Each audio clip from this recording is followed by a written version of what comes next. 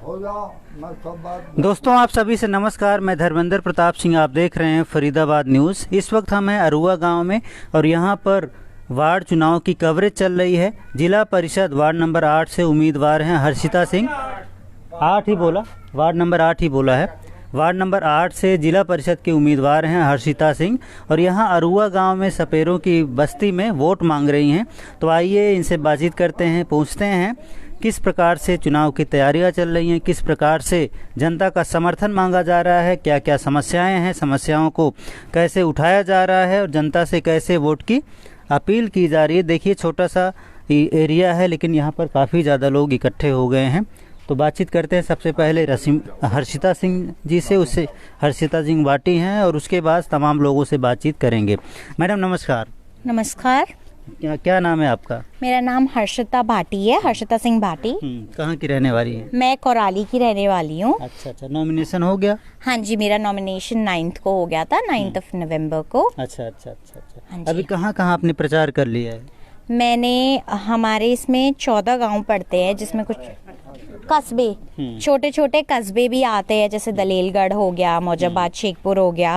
तो मैंने सारे गांव डोर टू डोर कवर करे हैं और स्पेशली जो फीमेल हैं हमारे वोटर्स, मैंने उनसे जाके कांटेक्ट किया है, फेस टू फेस कांटेक्ट किया है, क्योंकि उन्हें भी पता होना चाहिए कि कोई लेडी सीट है तो कौन हमारा कैंडिडेट है। तो बहुत ज़रूरी है कि वो भी जाने उनका कैंडिडेट कौन है। आई थिंक पर्सनल इंटरैक्शन तो बेस्ट इंटरैक्शन होता है। बिल्कुल सही बात। तो मैंने अपने जितने गांव थे, कोराली से लेके मझावली तक, सारे गांव डोर टू डोर कवर करे हैं। आजकल राजनीति से युवाओं का इंटरेस्ट हट रहा है, लेकिन आप युवा होने के बावजूद भी राजनीति में आई हैं और यहाँ पर काफ़ी दौड़ भाग है। पब्लिक की बहुत ज़्यादा उम्मीदें हो जाती हैं नेताओं से खासकर, तो उन उम्मीदों को कैसे आप पूरा करेंगे? अभी क्या क्या समस्याएं आपको दिखते हैं अपने क्षेत्र में? अगर हम अपने वार्ड्स की बात करें, बहुत सारे गांव ऐसे हैं जहाँ पे बच्चियों के लिए, जो लड़कियां हैं उनके लिए मैंने देखा कई गांवों में, छोटे छोटे गांव जो है वहाँ पे सिलाई सेंटरों की कमी है कि भाई कई बच्चों के ऊपर है 10th के बाद नहीं करना चाहते आगे कंटिन्यू, 12th के बाद, तो वो सिलाई सेंटर वगैरह अवेलेबल नहीं है। दूसरा मैंने देखा है, बेशक सड़कें बन रही हैं, सड़कें कहीं गड्ढे टूटे हैं, कहीं कुछ है, कहीं कुछ है। तो मेरे ख्याल से एक बार बना दिए 5 साल में, 10 साल में, बस वही होता है। 10 साल 12 साल के बाद आगे ये सब चीज़ें नहीं देखी जाती। तो मेरे ख्याल से रोड्स बनाना ये बहुत इम्पोर्टेंट काम है। फिर हमारे अंदर वाटर सप्लाई का काम आता है। वाटर सप्लाई ये देखना कि सब लोगों को मिल रही है, क्योंकि गांव में होता है, मेन गांव में वाटर सप्लाई आ जाती है, लेकिन उन लोगों का क्या, जिनके ट्यूबवेलों पे घर है उनको भी तो वाटर सप्लाई चाहिए। तो इस सब चीज़ों पे ध्यान देना, तो ये तो मेन टास्क है जो करने हैं। और उसके अलावा लोगों में रहना है, जानना है। बगैर लोगों के इंटरेक्शन के तो मेरे को नहीं लगता कि कोई अपनी प्रॉब्लम्स इजीली बता पाएंगे। तो पहले भी आप गांव घर घर घूमी थी या पहली बार ये हो रहा है? ये पहले तो हम यहीं से रहे हैं, लेकिन ये जब अब चुनाव का टाइम आया तो हमने सबसे इंटरैक्ट किया। पर्सनल इंटरैक्शन तो सबसे बेस्ट है कि हम करें, और ये पिछले 1.5 महीने से मेरा चल रहा है, जो पूरा हुआ है, डोर टू डोर करा है cover, and I think this is the best. Education के बारे में बताइए अपनी। मैं एजुकेशन जो है, जितने भी हमारे वार्ड में कैंडिडेट्स हैं उसमें आई थिंक सबसे ज़्यादा क्वालिफाइड तो मैं ही हूँ। मैंने BA LLB कर रखी है एंड देन मैं मास्टर्स हूँ MBA में। तो BA LLB मैंने गुरु गोबिंद सिंह इंद्रप्रस्थ यूनिवर्सिटी से करी है दिल्ली, और मैंने MBA लवली प्रोफेशनल यूनिवर्सिटी से करी है। तो ये मेरे पास क्वालिफिकेशंस हैं। और बाकी मैडम, आप जैसे नेताओं की ज़रूरत है समाज को, जो पढ़े लिखे हों, समाज के लिए आगे आएँ, जो समस्याएं हैं उसका समाधान करें। तो आप फुल टाइम पॉलिटिशियन बनना चाहती हैं या पार्ट टाइम आप काम करना चाहती हैं? मैं फुल टाइम पॉलिटिशियन बनना चाहती हूँ। ये एक पहली सीढ़ी है जो मैं चढ़ना चाह रही हूँ, क्योंकि हमारा परिवार एक बहुत पुराना पॉलिटिक्स में परिवार रहा है। मेरी दादी जी थी आज से 40 इयर्स बैक, श्रीमती शारदा रानी जी, जो एक्स मिनिस्टर थी, हरियाणा की पूर्व विधायक, हेल्थ मिनिस्टर, एजुकेशन मिनिस्टर रही थी, और उसके अलावा उनके पास होम मिनिस्ट्री का भी डिपार्टमेंट आता था। उसके अलावा उनके अंदर 15 डिपार्टमेंट्स और आते थे। मेरे दादाजी श्री गुरुदत्त जी, जो कि जॉइंट MLA थे पंजाब, हरियाणा, हिमाचल के। तो बहुत पुराना परिवार रहा है। तो हम ये बहुत सालों में ये कदम उठाया है कि हम, ये एक फर्स्ट स्टेप है जो हम पार करना चाहते हैं। मुझे लगता आ है गया। आपको पूरा सिस्टम की नॉलेज है, गवर्नमेंट की नॉलेज है, गवर्नेंस की नॉलेज है, पॉलिटिक्स की भी नॉलेज है काफ़ी ज़्यादा। तो मुझे लगता है आपको कुछ बताने की ज़रूरत नहीं है और ख़ुद से बातचीत करें। बहुत सारी और भी फीमेल कैंडिडेट हैं लेकिन वो बातचीत करने से कतराते हैं और कई बार उनको ऐसे ही खड़ा कर दिया जाता है कि चलो तुम खड़े हो जाओ, नाम तुम्हारा काम हमारा। लेकिन ये जो है फुल टाइम पॉलिटिशियन बनना चाहते हैं और पीछे से भी इनका जो बैकग्राउंड है, इनकी जो बता रही हैं दादी जी, वो एक्स मिनिस्टर थी और भी बहुत सारी चीज़ें हैं। सर आप भी कुछ कहेंगे? आइए थोड़ा सा इधर आ जाइए। हाँ हाँ सर नमस्कार। हाँ मैं नरेंद्र परिचय सिंह दीजिए उसके बाद। मैं Narendra Singh advocate district court Faridabad में हूँ और मैं इसका पिताजी हूँ हर्षिता सिंह का। और श्रीमती शारदा रानी जो पूर्व गृह स्वास्थ्य मंत्री थी वो इसकी दादी श्री थी, मेरी माता श्री, और कंवर गुद्दत सिंह जी मेरे पिता श्री थे। मैंने अपनी बेटी को, हमारा परिवार राजनीतिक था लेकिन बहुत समय के बाद हम जरा सा राजनीति जरा से कट गए हल्के से जरा सा। उसके बाद ये अच्छा मौका आया इस टाइम कि ये महिला सीट बनी और हमारे पुराने गांव, वो गांव जो हम कभी हमारे पिताश्री माताश्री ने बहुत यहाँ काम किया, बहुत लोगों में रहे और उनका आज भी बहुत आदर सत्कार वो है। तो हमने कहा बेटी को, मैंने रिक्वेस्ट करी बेटी आपसे में आओ, तो इन्होंने बड़े शहर हर्षिता ने बड़े खुशी से ये कदम बढ़ाया। और बस मैंने सबसे बड़ी जो चीज़ है, मैं इसके बीच में नहीं हूँ। मैंने कहा बेटी मेरे पोस्टर में फोटो ही मत लगाना। नहीं भी होते तब भी इनका काम होता है। मैंने कहा मैं मेरे फोटो ही मत लगाना, तू खुद डायरेक्ट इंटरेक्शन कर लोगों से। मैं तेरे को दरवाजे दिखा दूंगा पुराने जो थे, ये सबसे मिल रही है, खुद लोगों से इंटरेक्ट कर रही है। लोग क्या है, लेडीज़ को लड़ा रहे हैं, लेडीज़ का कोई नाम ही नहीं है। सही बात है।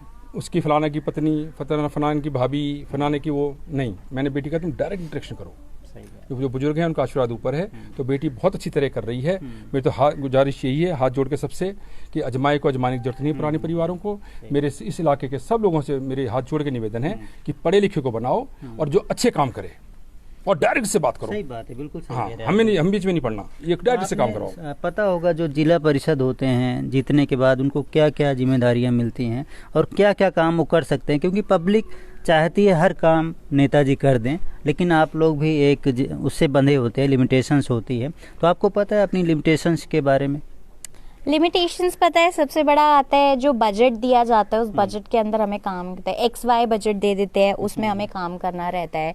तो हाँ, हमारे पास बहुत लोग आएंगे, बहुत चीज़ें लेके आएंगे, हम करने की भी कोशिश करेंगे, बट जितनी हमारी पावर में होएगी हम उतनी करेंगे। जो नहीं होगा हम कह देंगे, लेकिन जो भी बन पाएगा करेंगे। कोई भी आ रहा है उसे मना नहीं करेंगे, ये फॉर श्योर है। हाँ, मतलब जितना बजट है उसको पूरा 100% लगना चाहिए और बैकग्राउंड भी सही है। और कोई जो है, बहुत सारे लोग राजनीति में पैसे कमाने आते हैं। मैडम आपका क्या ख्वाब है? हमारा तो पुराना परिवार रहा है, इस परिवार ने तो सब जानते हैं कि अपने घर से भी पैसे लगा दिए आगे पॉलिटिक्स में बढ़ने के लिए। हमारा कोई ऐसा इरादा नहीं है कि हम अपनी पॉकेट्स फुल करें और बस एक टर्म के लिए बने। यहाँ पे तो ये इरादा है, काम करो लोगों के लिए और आगे बढ़ो, अगली बार की सोचो, ताकि लोग उतना प्यार दे कि तुम्हें अगली बार बनाएं। बिल्कुल, और उतना तुम में विश्वास रखें कि तुम नेक्स्ट टाइम भी उनकी जितनी भी प्रॉब्लम्स है उनका सोल्यूशन दे पाओ, उनके लिए काम कर पाओ। चलो, आपके साथ कौन कौन है वो थोड़ा सा इधर आ जाएं, जो इनके साथ हैं, यहाँ पे जो इनके साथ आए हैं। हाँ, इधर आ जाइए। हाँ, आप जिनका ये घर है, जो यहाँ पे रहते हैं, वो इधर रहें। हाँ, जो आपके साथ हैं वो इधर। हाँ, जो इधर घर वाले भैया इधर आ जाओ, आप इधर आ जाओ, जिनका ये घर है। हाँ, इधर आ जाओ, आपका घर है ये, आपका ये घर है। हाँ, एक मिनट। हाँ, आप आ जाओ, आप भी आ जाओ। हाँ, 1 मिनट में बात करूँगा, मैडम क्या नाम है? काजल जी, आपका ये घर है? हाँ। अच्छा, ये मैडम आई है वोट मांगने, आपको लगता है इनको वोट देना चाहिए? सही लगा आप? ये जो है, हाँ, समझदार लगे कि नहीं? यस। हैं? हाँ जी। समझदार है ना? वोट देने के काबिल है कि नहीं? यस। सही से बताइए। हाँ जी। इम्प्रेस हुई कि नहीं इनसे? हुई ना इम्प्रेस? आप भी आ जाइए, आप भी आ जाइए, कोई दिक्कत नहीं है। आइए। हाँ, ये नेताजी पसंद आई कि नहीं आपको? आई जी। इम्प्रेस किया आपको?